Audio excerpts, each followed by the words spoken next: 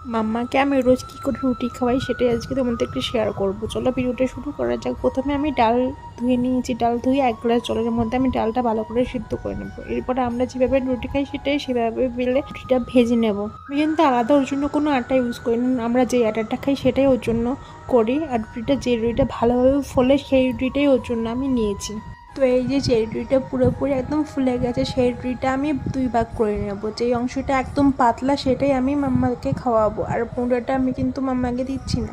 তো এইভাবে ভালো করে ছিঁড়ে আমি ডালের জলটায় দিয়ে দেবো। ডালটা দেখো ভালোভাবে সিদ্ধ হয়ে গেছে, এরপর এটা দিয়ে ঢেকে রাখবো ভালো করে। এবার ভিজে গেছে, দেখো ভিজে কতটা ফুলে গেছে। এরপর ভালো করে একটু ছাঁকনি দিয়ে ছেঁকে নেবো, যেহেতু এখনও দানা দানা খেতে পারে না, তো ছাঁকনি ছেঁকে একটুখানি গুড় আর একটুখানি লবণ অ্যাড করে নেবো, মিষ্টি মিষ্টি খাই তার জন্য। তোমরা চাইলে গুড়টা নাও দিতে পারো। এবার হালকা একটু জাল দিয়ে ঘন করে নেবো, তারপরে মাম্মাকে খাওয়াবো, ব্যাস হয়ে গেল। তোমরা যদি কিছু না বুঝতে পারো তাহলে কমেন্টে জানিও এই বিষয় নিয়ে।